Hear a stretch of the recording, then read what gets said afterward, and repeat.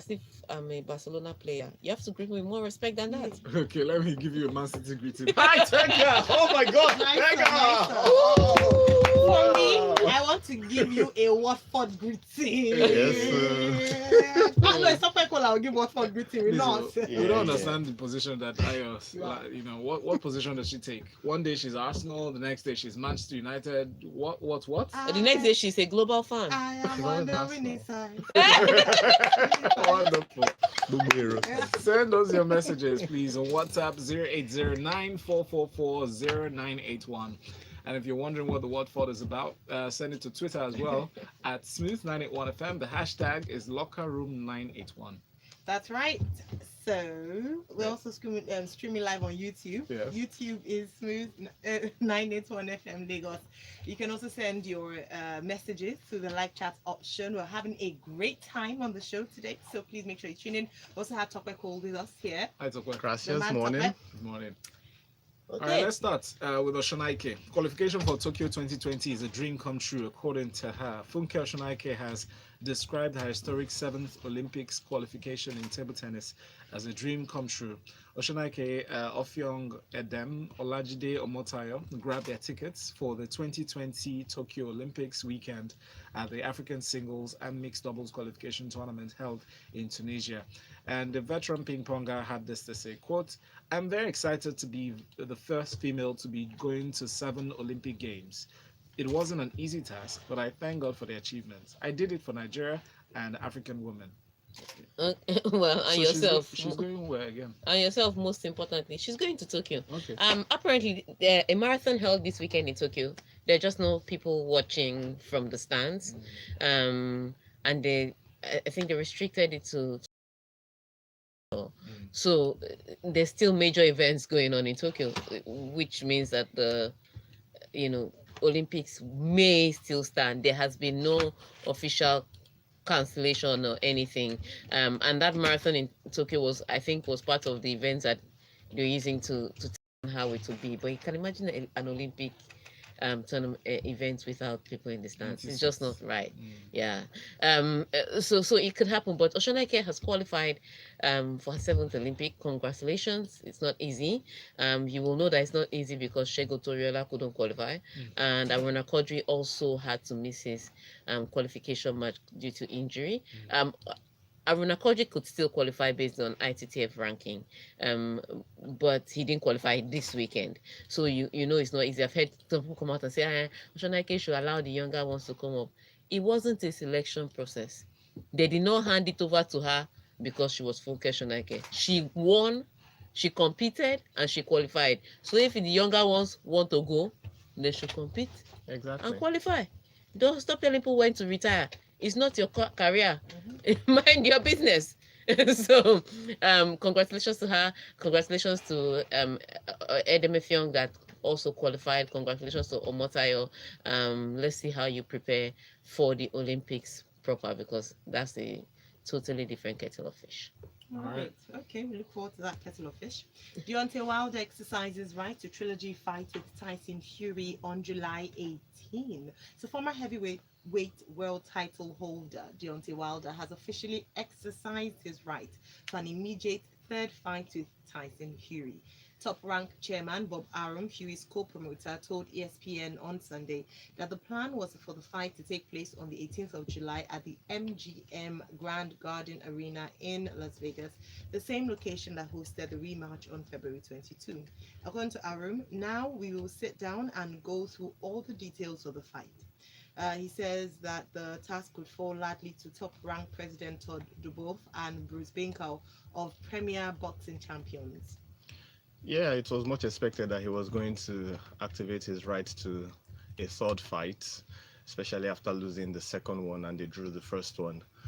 But I cannot believe that Tyson Fury would choose to want to fight him in the US. He's the champion. Everything should be on his terms this time around.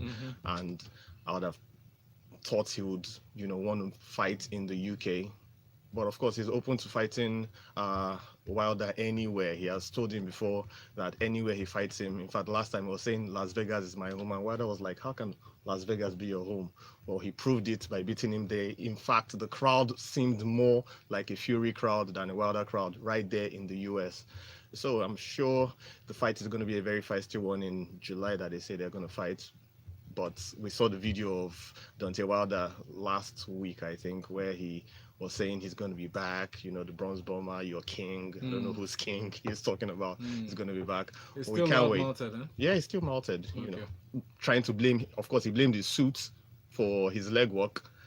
I wonder whether he hadn't tested the suit before that day. But I don't get whatever the case, the sword fight would determine whether it was the suit or not that made him His lose. what suits? Shorts, boxers.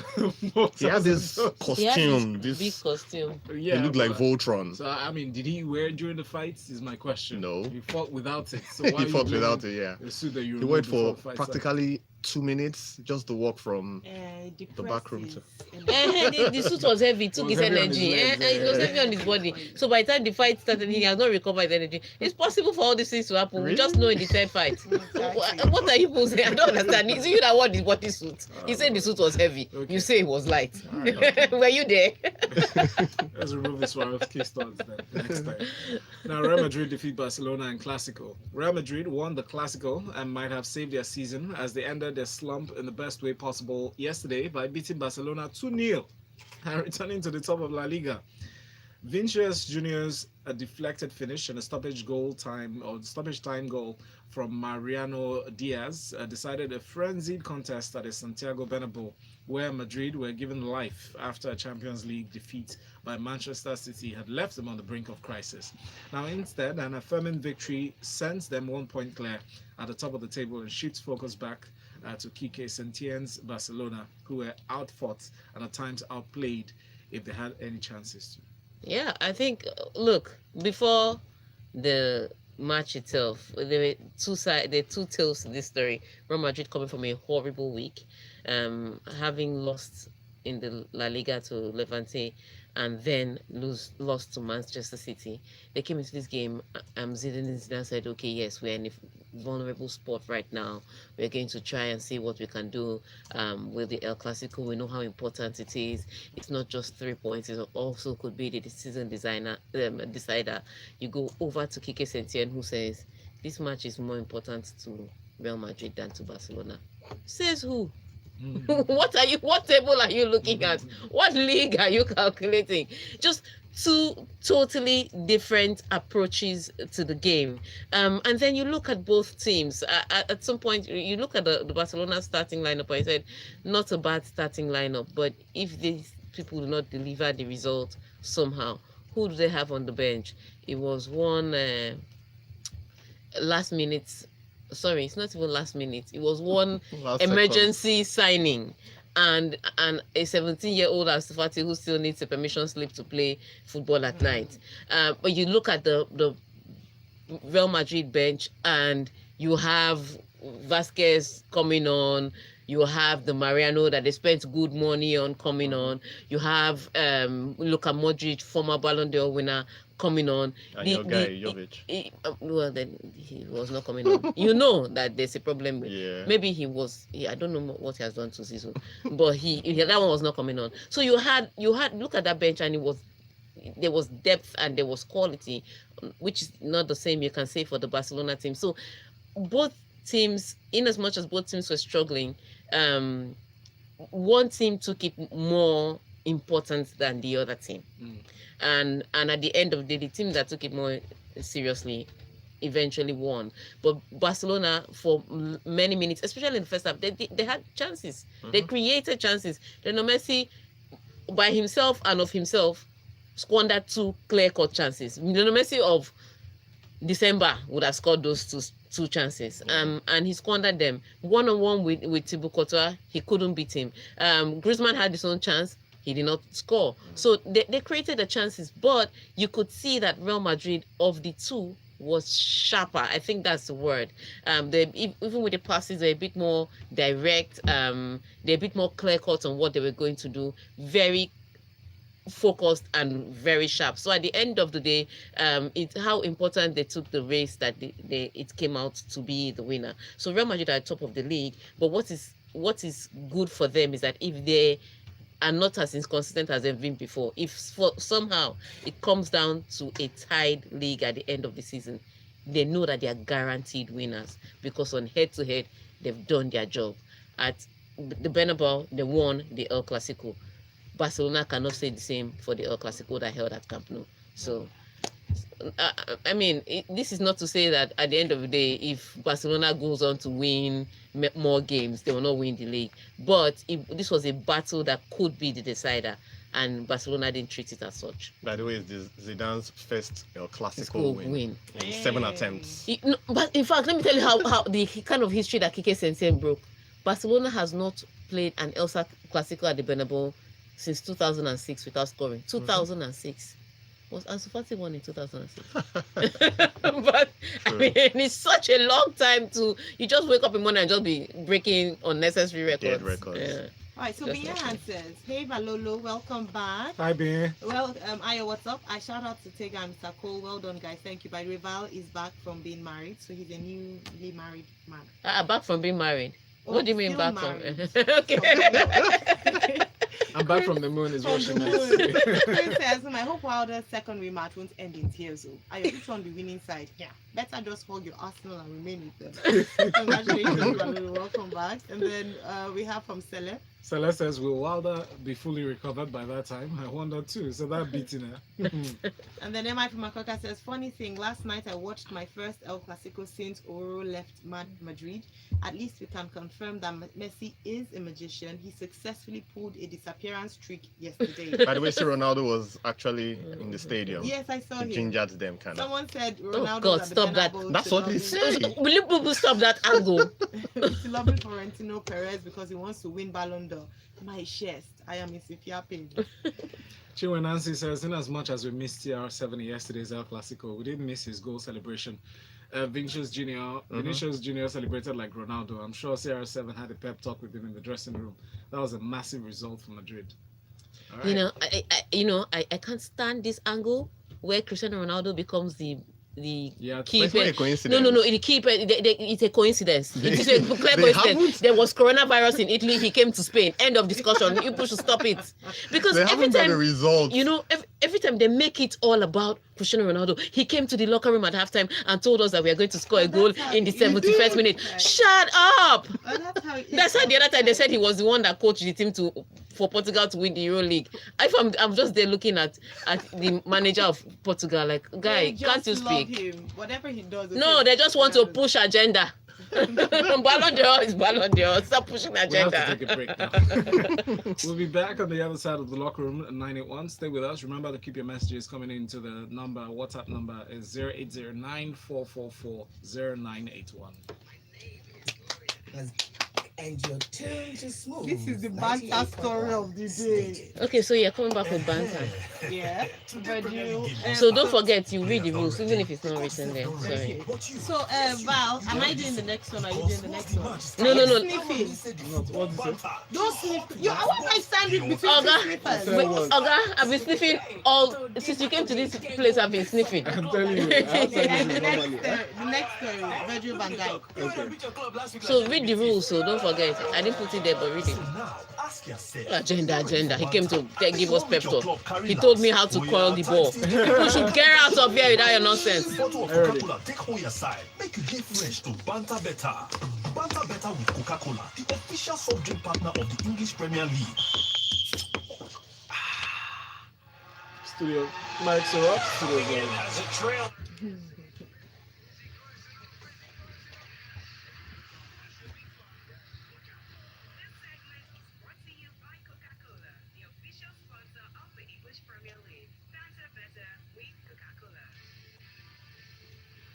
It is that time of the show where you get to banter with most hilarious comments and witty comments as well, laced with a lot of humor and a lot of very nice adventurous statements to people like Ayo. Just let them know to should stick with one club and hold it with their chest. and not just going back and forth. But in the meantime, let's keep that very civil. Those comments, that is, keep them civil without any disparaging remarks, without any violent streaks, anything like that. We'll just block it. But in the meantime, keep them coming in with our hashtag banter better with Coca-Cola. Send it to WhatsApp 0809 4440981. My blood is hot. Wait, and you have to keep it clean. Keep it clean, and be nice. No vulgar comments. Except if you're dragging Liverpool. Can we get to the story already? I have been waiting for this since Watford scored the second goal against Liverpool. So Virgil van Dijk says Liverpool defeat not acceptable, what Jurgen Klopp finds positive. So Jurgen Van Dijk declared Liverpool's 3-0 defeat. Oh, it was 3? At Watford, not acceptable, even if his manager Klopp opted to draw a positive from the shock result. So I saw Klopp has to be given man of the match for that his speech after the match. I beg. So It's easy to be gracious in defeat. so gracious. Please tell us. He always has a way with words right from time, and that's part of why people like him. His charisma, apart from his coaching style and all that. From an Arsenal point of view, Yeah. great. I said it actually on Friday that Uh-huh. they were not going Well, to you thought it was go Man invincible. City that was Yeah, I going thought to it was win. going to be Man City. Who knew that? Who thought it was going to be lowly Watford I did. in 19th position? Well, I didn't think it was going to be a lowly Watford. I did say it was going to be one of the The small scrappers that team. will beat him. Can you imagine? And the scrapper beat him. I Yeah, couldn't 3-0 actually. That's not how And you lose they a record. lost their best player early in the match. Match. believe Well, it. for Van me, Dijk. no. What's that guy Watford. that Oh, you mean dribbles? Watford? Yeah. Oh, not, For me, I think the stunner was how they were completely destroyed. And with a nearly complete Liverpool team, that like they were completely destroyed. You don't lose an unbeaten record like that. You lose maybe by 1-0, one goal that they managed to score and defend. Penalty They or score something it. like No, that. they score it late and then they defend for their lives. This one, they cut Liverpool apart. They diced them like liver inside fried rice. Diced them neatly, and then. Oh, it was a bad decimation. But I would say this for Liverpool. It is the kind of thing that can wake you up, Yeah. because a few matches in recent times they've been playing, they've been riding on the confidence of we have not yet been beaten, on the confidence of the fact that they have on their winning percentage.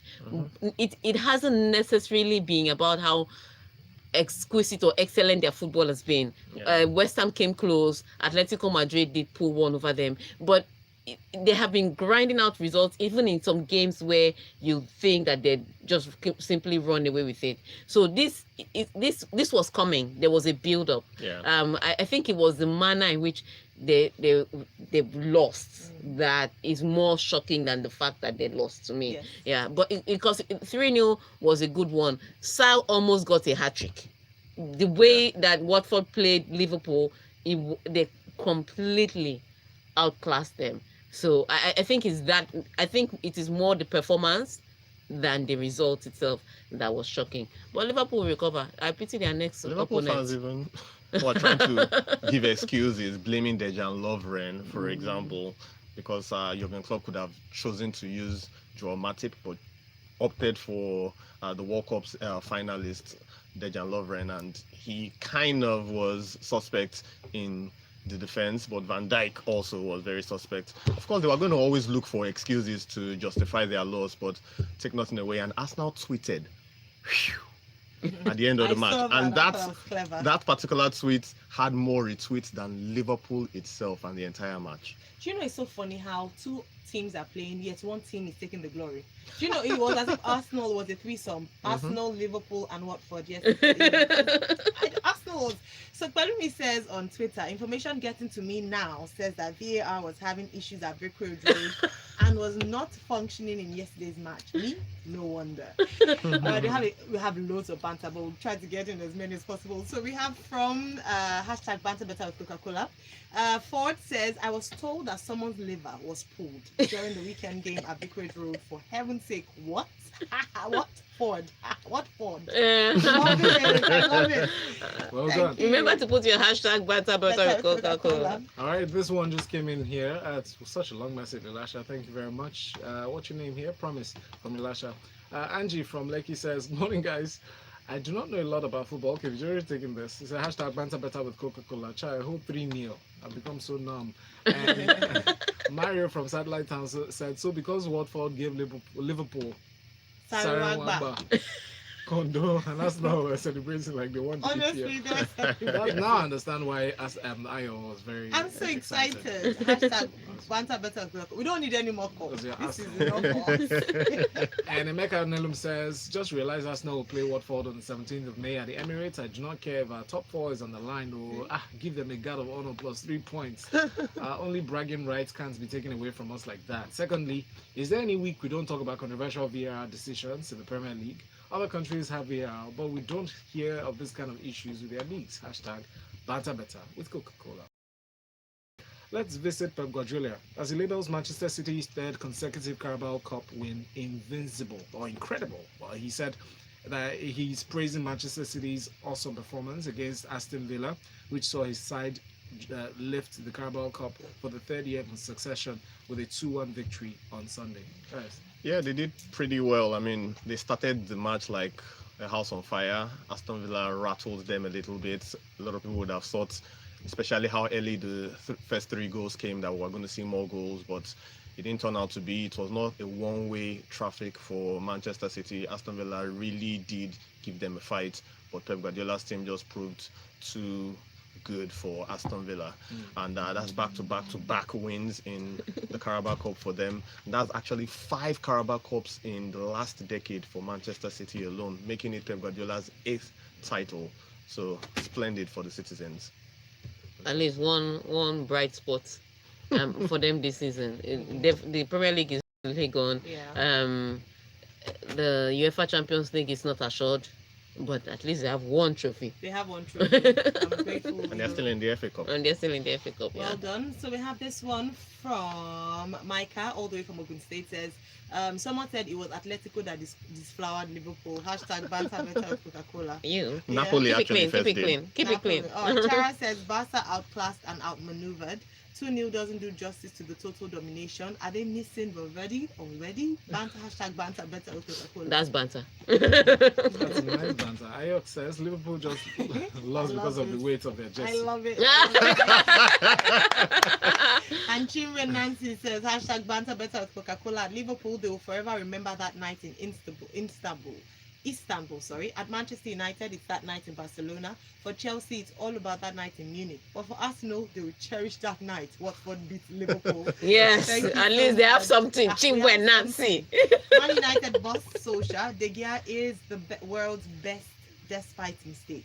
Ole Gunnar Solskjaer has defended goalkeeper David De Gea after his howl against Everton, branding the Spaniard the best in the world. How now? David De Gea has fallen big time since 3 seasons ago. Yes, he put up some very good saves. He and his opposition goalkeeper, that's Jordan Pickford of Everton, actually have the bad record of the most errors leading to goals since the beginning of last season. There are joints on top of those. And so Leno is still there now. Leno also has 7. Yeah, they actually 4 goalkeepers. 4 goalkeepers with don't make it look so bad. Errors. It's bad enough for him to actually be calling him the best goalkeeper. In fact, if I'm Manchester United, there's a certain Dean Henderson of Sheffield United that they should recall back from loan to be their goalkeeper next season. There's no way David De Gea is close to top 5 in the world, talk less of the best. But Ole Gunnar Solskjaer is trying to psych his goalkeeper up. Yes. I don't agree. I think yes. I think it was an error, but you have to also look at the number of chances certain goalkeepers face. Yeah, now, Sheffield United, their goalkeeper has done well, but how many chances? You know how solid and how compact that defense is. Before you see the goalkeeper, it's like trying to see a US president. You cannot just, do you understand? It's not Barack Obama that used to take strolls down the street once. Even then, it was hard to just walk up to. Supporting Ole? It's not. I'm saying that De Gea is not as bad as people make him out to be. His defense is one of the poorest still in the league. The coverage in front of him. So sometimes yes, keepers make that mistake. I did not believe I'll see it in a Premier League. a match. I didn't even think I'll see. I thought at best I think I'll see that kind of error in inter sports. You don't do that kind of thing. Yeah, you don't do that kind of thing as a professional footballer and take your salary that week. You have to drop it. That was an error, but I don't think he's the worst goalkeeper I've seen. Is my point. He's not even near, and I think he's good enough. And maybe if he had a better team in front of him, then a better defense in front of him, it won't be as bad as it is. I think Romero is high time Romero was given a chance ahead of David again. But I've also seen Romero in Argentina. I beg. Alright, so we have this from Prince. Prince is optimistic. Says hashtag banter better with Coca-Cola. People got to just respect Liverpool from now. Liverpool gave Watford this win to deceive others. Be on the lookout, EPL. Yeah. That's not banter. We need banter. Give us banter. That's dry banter. Ridwan says, thank you very much, Ridwan. It's a painful moment last night at the Bernabeu. A wise coach will mark Messi with 4 players, and that's all. The rest are dummies, especially that Antoine Frodman. Hashtag banter better with Coca-Cola. Yeah. That's my best banter of the day.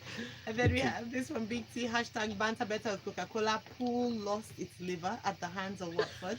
The chefs of draw so that Arsenal can rest easy. Yeah, almost a trophy record of 49 games is still intact. Almost. Educate from Ogba says, I was wondering how Chelsea fans will survive after another banter this week, only for VAR-less Liverpool to come to our rescue while Spurs and Manchester United kept on doing the Lord's work. Thank you guys. Adoye says hashtag banter better with Coca-Cola. As an Arsenal fan, I am happy I'm happy that with the recent bashing of some SANs at the Supreme Court, Liverpool can't approach the court for VAR of their loss to Watford because no lawyer will take up their case. Right. Hashtag banter better with Coca-Cola. Now, Jose Mourinho says Wolves' defeat was totally unfair and claims Tottenham are too nice. What do you think? Well, Jose Mourinho is used to teams that actually bully other teams, like his first Chelsea team, like his Inter Milan team, maybe not his Real Madrid and Manchester United team, but if you look at that Tottenham Hotspur team, they have too many botties playing for them. No Ajekpakos. The Ajekpakos are actually injured. The likes of Victor Wanyama and Musa Sissoko are injured. So they have only all those Bota players that like flair plays, and it's not in Jose Mourinho's DNA. So I can understand where he's coming from, saying that they are too nice. They need bullish players, and I'm sure he's going to work on that in the transfer window. Interesting. Thank you. And we have messages to go through before we please add your names to your messages so we can take them. This next one here is from, what's your name? Endurance. Oh boy. Please add your name to your messages, all right? So, Micah from Ogun State. Okay, Micah, thank you. Micah says, another one said the fruit of Arsenal are endurance, tolerance, patience, steadfastness, and long suffering. Hashtag banter better with Coca-Cola. Yes, we have it in abundance. We are God's children. We have the fruit of the Spirit. I concur. All right, guys, that's as much as we can take on the show today. Thank you very much, Tega. You can catch Tega on Twitter, ask her questions at LIS International, to follow her activities with ladies in sports, and also follow her Tega Supreme. And Tope Cole is on Instagram, tipsycoooll, COOLL. I thought you'd gone sober by now, but it's okay. Not yet. I'll follow our conversation next. Lagos Talks 981 with that hashtag Lagos Talks 981. This segment has been brought to you by Coca-Cola. And but not banter though. Before the break, Barcelona. Okay. Easy closing.